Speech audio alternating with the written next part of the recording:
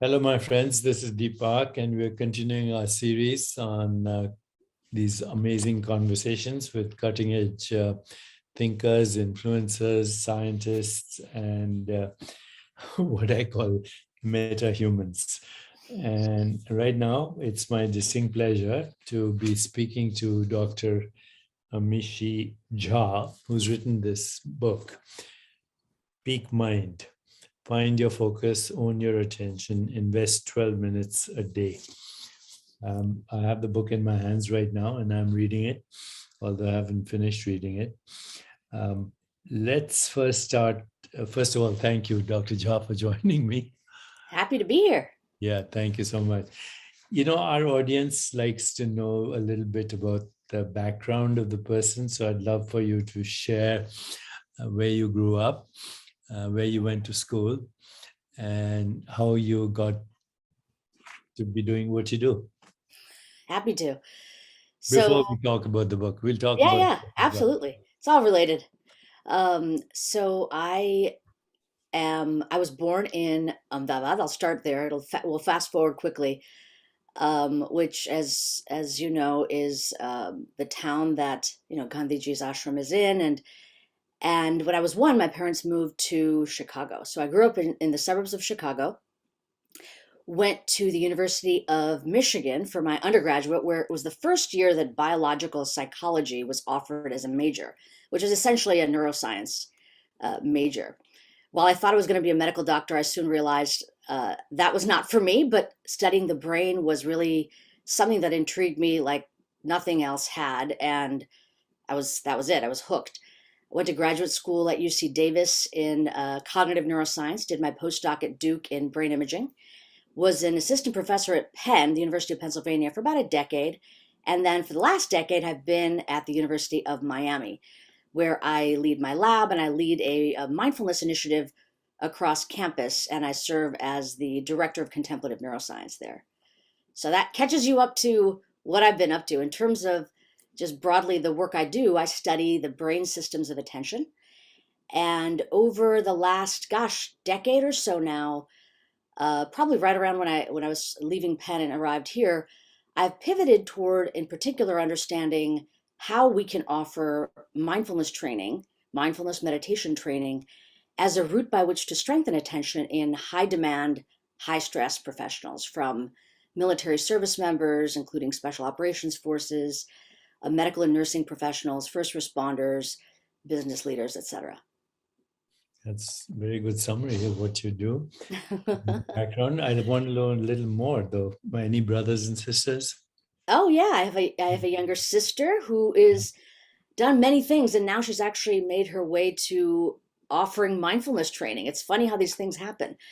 As an executive coach, so she's shifted in this direction, kind of around the same time I did. So it was not mindfulness and meditation were not something that I sought out to incorporate into my lab's work, but it ended up that out of all the different things that we studied, it was the one thing that continued to show beneficial effects in these extremely consequential groups. So, yeah, one sister.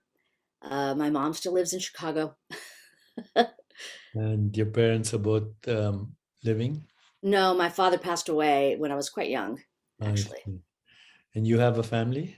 I do. My husband and I have two kids. One, and it's funny because that's what your daughter and I have been sharing. Our children are about the same age.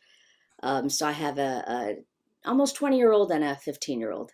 I see. I see. Do you speak Gujarati? Huh? You do. I Okay. do. I don't think you do, but I do. No, but I've been exposed a lot to it. Okay, Right. so now let's talk about the book. You have Sure. some very interesting chapter headings. Introduction, may I have your attention, please? Attention is your superpower.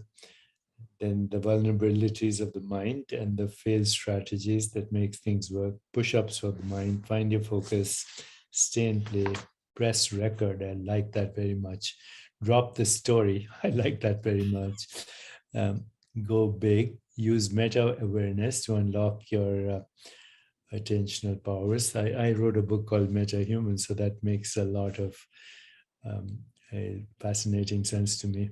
Get connected, feel the burn, the peak mind in action. And then you have a whole training course: week 1, week 2, week 3, week 4, week 5, and so on. So that's a little bit of the summary of the book in terms of chapter headings. And Dr. Amishi Jha is professor of psychology, director of contemplative neuroscience at the University of Miami.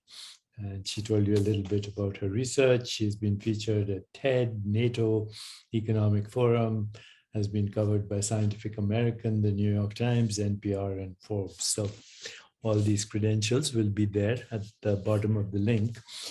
But why did you write the book?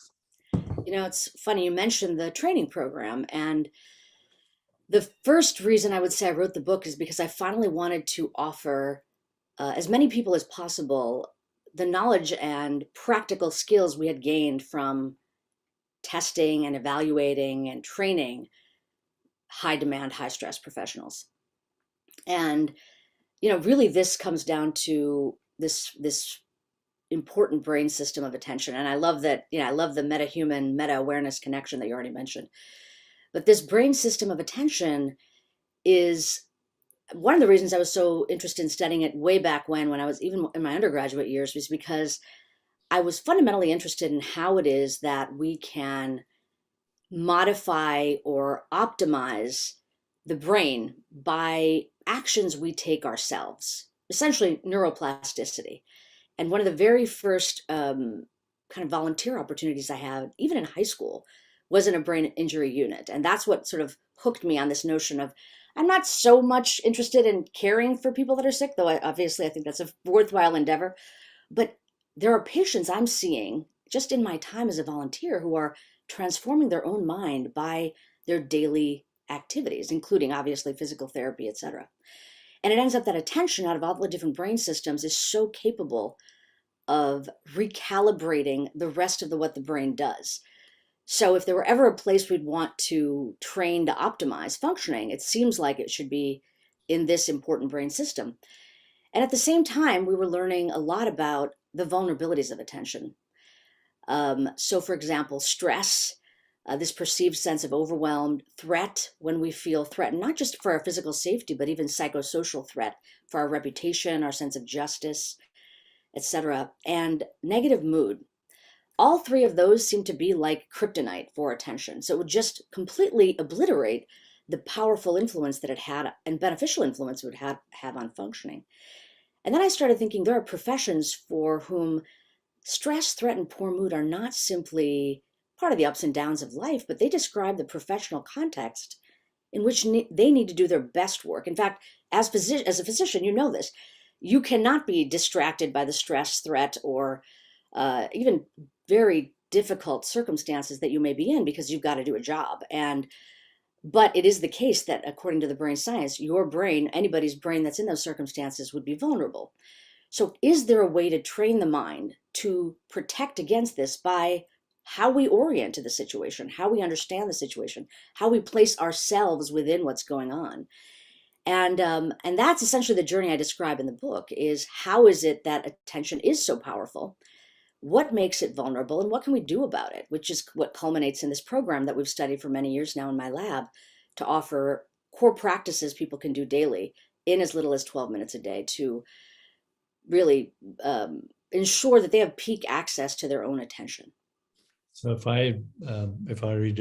our listeners read this book and practice these sessions, they will rewire. I think that's the wrong word, but they will change the landscape of their brain, the neural networks, right? That's the understanding, yes. And as a result, they will have what you call peak mind, which means high level performance without stress, and ultimately peak living. Yeah, but I would say the twist on that, I liked the name Peak Mind for the book because it does conjure up this sort of, woman on mountaintop. I've gotten to the top. I've culminated in some peak experience.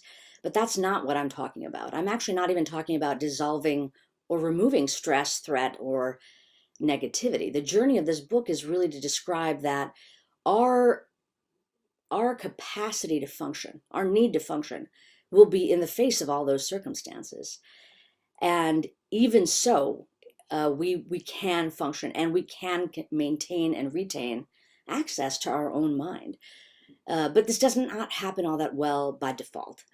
By default, under stress, we'll be caught up in ruminating or catastrophizing.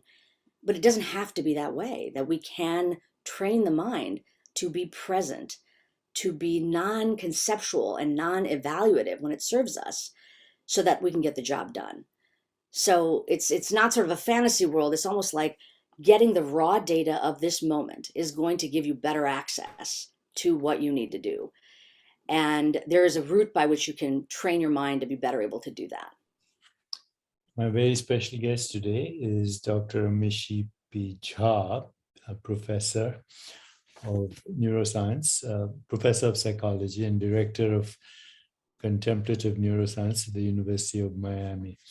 And this book is essentially a guide to neuroplasticity and how you can basically shape the landscape of the brain through training. And she has at the end of the book the Peak Mind Practice Guide, and it's core training for the brain, 5 weeks of core training. And Dr. Jha says all we have to do is spend 12 minutes to achieve everything she's written, 12 minutes a day, or exercise, 12-minute exercises to achieve all that she talks about in this book. Can we go a little deeper into what I might be interested in beyond the book as a neuroscientist? I mean, absolutely. I mean, what a rare opportunity to have the chance to And I chat. would love to know your opinion. So, my training was in internal medicine. And then I went on to do endocrinology and neuroscience, neuroendocrinology. And I trained with Seymour Reichland, who's now 96 years old.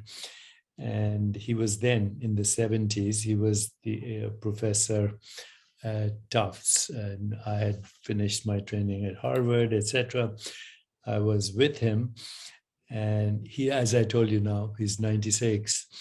And if he finds a snake in his garden today, he still will dissect it and look for neuropeptides. And he comes once a year to New York and still teaches occasionally at NYU. So he's, in a way, not only my mentor, but a great example of an amazing brain. Absolutely. So while I was training with him, we also had, those interesting days. And there was a Nobel Prize to Rosalind Yallo and somebody else for having discovered what we call assays, biological assays for neuropeptides. And all these fellows and professors were talking about neuropeptides as the molecules of emotion. One of my colleagues was Candice Pert, who was at that time in Washington. She was a student in Washington with, I believe, George Solomon. And she one day used the word molecules of emotion. And I said, why don't you write a book about this? And she did. She said, if you write the forward, I'll write the book. She later went on to become a professor of brain chemistry at the NIH and so on. And then she died a little prematurely because of various reasons. She wasn't acknowledged in those days because she was a woman. She did the research on the opioid receptor, but her boss won the prize, the Wolf Prize. Tragic story, but she held on to her story, and that had many negative consequences.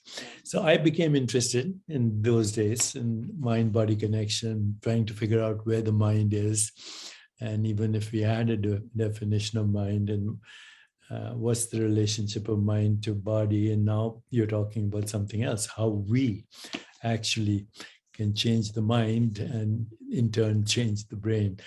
And so the question always is, who's the we that's doing it? And this brings me to what is currently being called the hard problem of consciousness. And, I've been doing a series right here with Don Hoffman, who's a cognitive scientist. in University of California, and Irvine. He trained with Crick, the co-discoverer of the DNA, along with Watson, etc. And then, Crick, of course, once you get a Nobel Prize in one thing, you think you're smart in everything else. So Crick had two fellows. One was Don Hoffman, and the other was, what's his name? It'll come to me in a moment. And he said to his fellows, I want you to figure out how the brain produces consciousness. And he also had this essay somewhere, something very interesting. And so, Don Hoffman struggled for 25 years to figure out how the brain produces consciousness. And then finally, he came to the conclusion it doesn't, that the brain, like everything else, is a product of consciousness or an experience in consciousness, depending on how you define consciousness. And he wrote a book recently called The Case Against Reality. I've done about 15 interviews with him on the case against reality. And Christoph Koch was the other. Yeah, I was going to say it's got to be Christoph Koch. Yeah, so Christoph went on, he got Paul Allen to donate $1 billion to create the Seattle Brain Institute. So, I've always felt that the brain is a human concept for an object that we experience perceptually. It's a perceptual activity like anything else. And that the brain is sculpted by experience. And it's created by genes, which are the experiences of our ancestors, literally. And therefore, what we call the brain, going back to ancient wisdom traditions, is a human construct created in human awareness. And that, in fact, it is the record of all the experiences of our ancestors and then the experiences we choose right now. And therefore, it's a symbolic expression. And now I'm coming to something which scientists, they kind of roll their eyes up when I talk to them. The brain, like everything else in our body, is a record of karma. Karma being the interpretation of stories of our ancestors and the stories that we identify ourselves with. And so who's the we that is doing all this? I'll stop. I think I've talked. Just that easy question with who's the we. Well, first of all, yeah, those conversations are fascinating. And obviously, I mean, you say, he spent 25 years trying to figure this problem out. And then he ultimately said, yeah, it's really not a problem. It's just, it's all illusory in some sense and a construction of what's going on. I think that I will say what I find, I'm not going to really answer your question immediately, but obviously I will come to it. But what I find so interesting about you in particular is that on the one hand, we're having this kind of a conversation, which is regarding the sort of ultimate nature of things, what is known, what is unknown, how the frameworks with which we are engaging in our lives and our sense of reality may or may not be correct. And essentially, I think what Don Hoffman is doing is really destabilizing a lot of people's thinking, because it's like, what? There's nothing to hold on to. What do you mean that this is all equivalent to virtual reality simulation, et cetera? On the other hand, my interactions with your lovely daughter and what Chopra Global is up to is so practically minded for helping people today in this moment that are wanting an optimal life, that want to live in a way that is fulfilling and aligned with goodness and essentially not costly to karma that can lead to proliferation of more suffering. And squaring those two is actually something I'm very interested in. So the chance to talk to you, I think, is to me a lovely opportunity to see how you do that, because in some sense, the dismantling of everything we know in our attempt to question it, And then seeing that in this moment, there still are conditions and realities that we must face, that human beings must face. Both are true, both are real, both are efforts that are worthy of our attention. So I do want to come back to that point. So it's interesting that you went in this direction. I love this direction. I love that you're pursuing these questions, and that you are destabilizing a lot of scientifically held truths that are requiring us to rethink things. From a cognitive neuroscience perspective, the notion of we as the curator of cognitive control, of intention, of goals, actions, etc. It's almost like we have passed the ball over and over again in terms of thinking about what that is. Like, yeah, look, we're experimenters. We're going to just tell the participant what to do. They'll come in and do it, and we'll examine the impact of us telling them. Pay attention to this part of the scene. Remember this face. Remember these numbers. Read this passage. We're being the we in that case. And then most of the scientific research has been in terms of understanding, and we've learned a lot, what happens in the circumstances when those directions are followed. But this fundamental problem has always bugged me. We're passing the buck. We are not really addressing the emergence of this intentionality, of control, of willed action, or even automatic action. And it's been so interesting to me to pursue it, but I'm doing it in a way that's probably very, very fundamental, and meaning early stages. And I'll tell you how I just looked at it myself. First of all, I would say, broadly speaking, my understanding is that these are emergent properties. There is no we. There is no little person in my head directing and guiding me what to do. But there is a dynamic, highly interconnected and emergent set of properties that exist in my mind that make something prominent in this moment. And the prominence is because of a confluence of factors. When that prominence occurs, it has consequences. So, and I think that's what you're asking, is like, well, what are the mechanisms that lead to that? Maybe you're wanting me to just say something more regarding the notion of we. There is no we. I would say at this point, what we know, and the way that we've studied in my lab, is that the temporal contingencies really, really matter.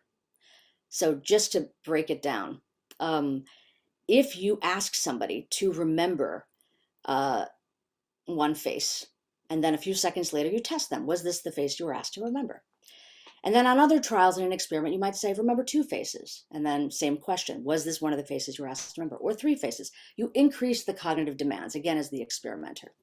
What you find is that on the current trial, on the trial that they're doing, the more the demand, the worse their performance. It taxes the working memory system more. My question was, well, what happens because of that, right? If I actually upregulate the amount of control I need to use in the service of remembering however many faces, what's the leftover effect in the next moment? Again, trying to get at the temporal contingencies aspect. And what we learned is that it does matter. If the demand in the present moment is higher, the benefits for the subsequent moment are greater. If the demand in the present moment is lower, the benefits are less. So in some sense, it's starting to give us some kind of very fundamental window into the nature of these dynamics of what produces the we and the contingent nature of at least attentional control from my point of view. I know that's a very simplified answer, but that's the way that we're getting at it right now in my lab, is to look at these effects in terms of cognitive control and even microstates with EEG. Your answer is brilliant from a scientific point of view, and your book is obviously going to be very beneficial for anyone who's dealing with the stresses of the world. And we as humans have created these stresses, of course. Just a question. So, obviously, very practical. The goal is to alleviate suffering, which is great, and it will, if you follow these ideas. But may I go on? Please. With my question. So, Yeah. You were born in Ahmedabad, right? You said? Yeah. The land of Gandhi. And there's a very rich tradition that comes to us Indians from the Vedanta, from these amazing systems of yoga. And they too talk about the alleviation of suffering. And two questions. One is human suffering unique in the stress and the work ethic and the demands we have in various professions? Um, this is something that is part of our evolutionary inheritance right now, that other animals maybe do suffer in the moment, but they don't ruminate over it.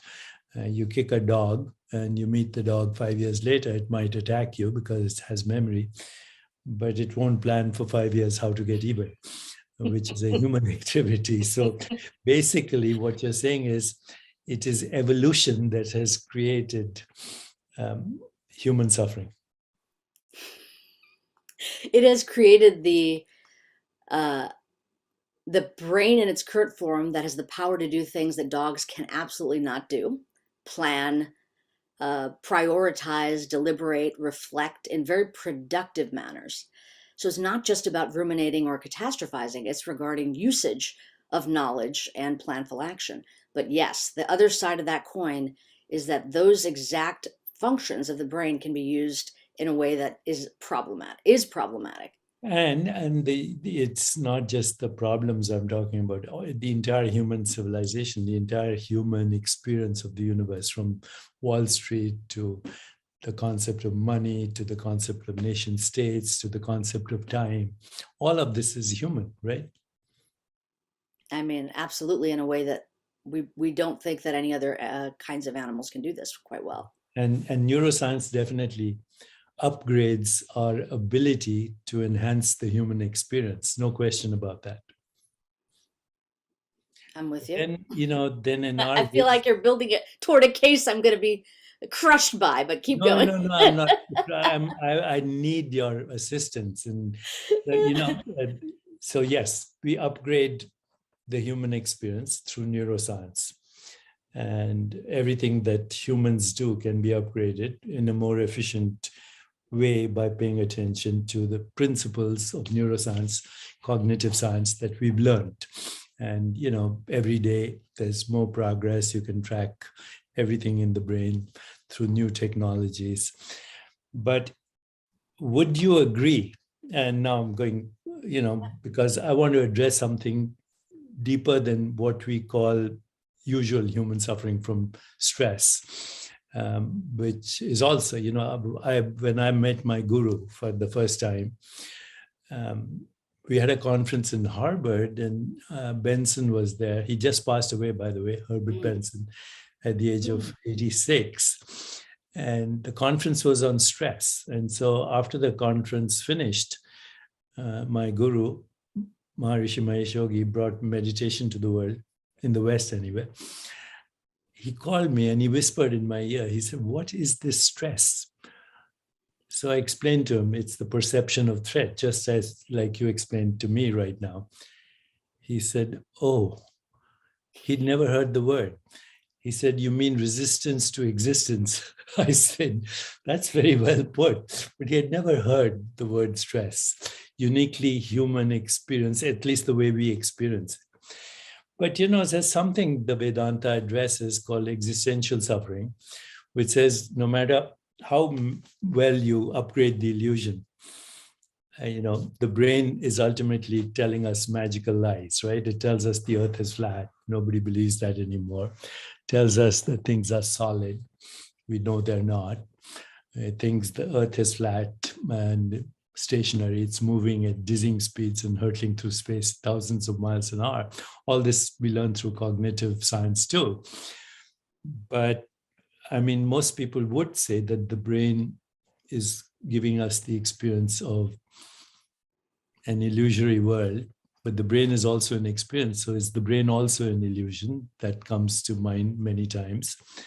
But then, our wisdom traditions, the great traditions of Mahatma Gandhi and all his ancestors, said there's something called existential suffering that'll happen anyway. And, me, I'm now 75, and I've gone through the various stages of human evolution, education, making a good living, bringing up children, giving back. And now, as I enter the final chapters of my life, I have this great desire to understand reality. Not that I've figured it out, but the traditions of yoga said that, you can figure it out if you let go of every concept that you have. And that, human suffering, existential suffering, comes from not knowing what is real, number one, grasping and clinging at experience, which is ephemeral, transient, ungraspable, recoiling from the same experience, identifying with your self image instead of the self, whatever that is, and the fear of death. And these are called the five kleshas in our tradition. Yeah. And the only way to transcend all of that is to go beyond every possible story, because what you call the body is a conceptual body, the brain is a conceptual brain, and the world as humans is a conceptual world. And do you relate to any of that as a scientist? Oh, Because you speak like a true scientist, which we need right now in this moment of crisis. yeah. The illusion has caused immense human suffering and immense conflict in the world. Absolutely. And I would, and one of the things that I will clarify is that my current field, which is an emergent and very new field, is something what we call contemplative science, neuroscience, I see that. right? And contemplative neuroscience itself is attempting to bridge exactly the kinds of things that you're talking about. How can the wisdom traditions of the world, including those that you've described, um, inform a set of hypotheses different from what current Western perspectives offer? And it goes back to that thing I was saying to you a while ago. Essentially, there's these kind of questions that you're asking at the particular, your interest has been there, I would say, not just at this stage in your life, but throughout your life, but it's maybe more prominent now. And then wellness as the other perspective, right? And in some sense, these seem like one is very esoteric. It is really challenging the nature of everything we hold dear. The other one's very practical about living a life of goodness and wellness. And in some sense, the space between is exactly what we're talking about right now. The wisdom traditions, especially those that you're describing, are not just informing us that part of the reason we're suffering is probably because the nature of our clinging, grasping, and story making, but that there's a route by which we can relate to our experience differently, that those are, in some sense, optional. That is not the only way in which we need to orient to reality. And that there's a training path that we must follow in order to do that, because the default, and I would argue the built in tendencies of the mind through the course of human evolution, guide us in a way that promotes clinging, grasping, and story making. And in many ways, it's served us for our survival.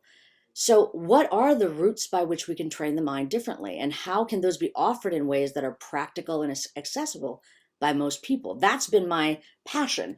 And that's why even the solution of 12 minutes a day is not some kind of culminating shortcut. It's saying, look, just like you could go from being a couch potato to doing a 5K to improve your health and wellness physically, you can practice something that is a different way to orient to your experience that will get you on a path to being able to experience more calm and wellness, because it taps in to the fundamental nature of what probably is going on, which is that clinging, grasping, and story making are not good for you, and actually aren't really giving you the true data of what life is and what experience is.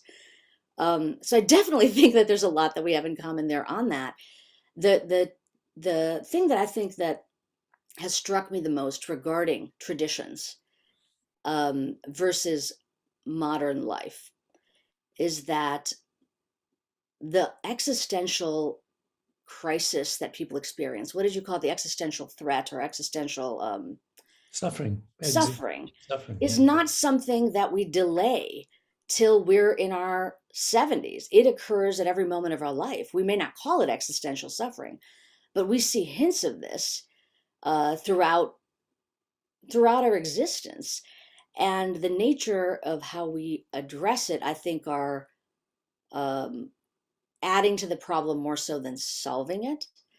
But there hasn't been a lot of access to understanding that the way the mind is organized and the way information processing happens may be a root cause.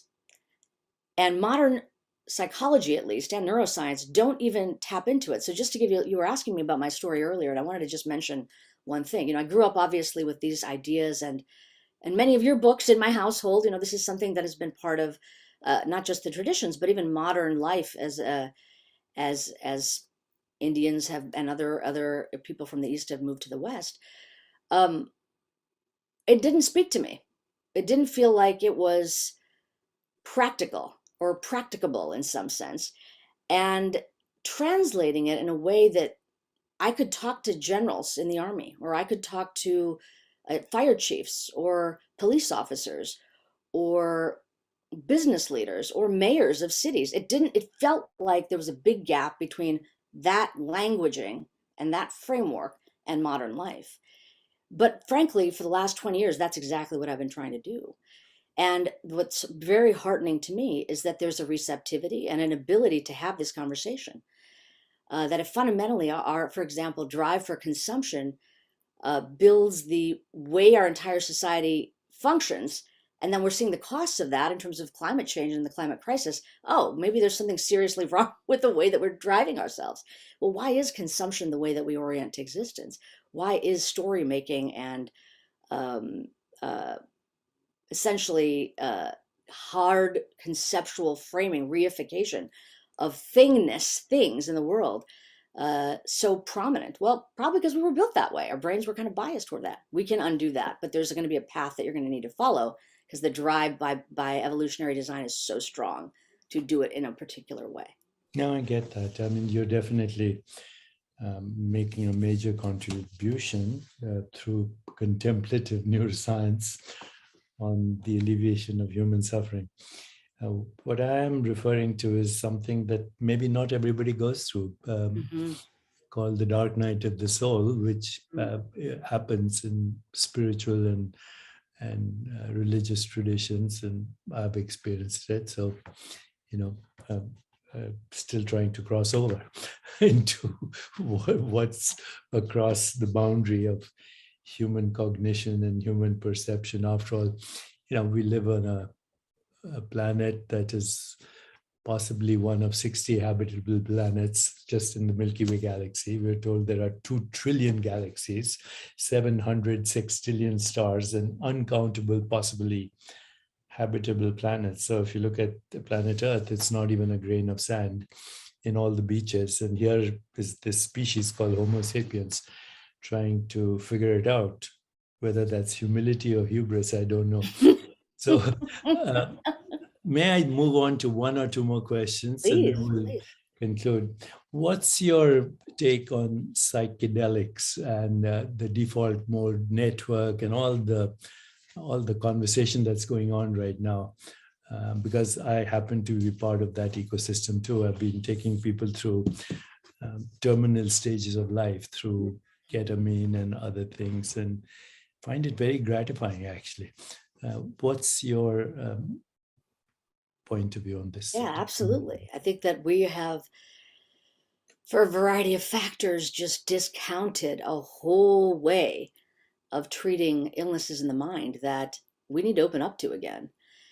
And it was funny in my class. I teach a class called Mindfulness, Attention of the Brain and the Brain. And I was telling the students just last week that when I was in undergrad, we didn't know how it is that cannabis even worked in the brain. For example, we're like, it's got to have a receptor somewhere. We can't find it. So even Ananda minds, which I love that name, that it has Ananda in it, yes, were not even discovered 30 years ago. So we're so on the edge of understanding. But what I think is so fascinating about the use of psychedelics, and of course, I'm not an expert on this by any means. It's not even something I would love to get into it, but not something we've been able to formally do yet, frankly, because there is a lot of limitations regarding access and starting that kind of an enterprise. I think it's opening up, but it's still pretty limited. But what my insight about it is, and I love you. I saw, I noticed that on one of these documentaries regarding psychedelics, you were there, and I was sort of like, my heart was singing because I was like, he gets it. He's a student of consciousness, and there are multiple routes by which that these doors can be entered.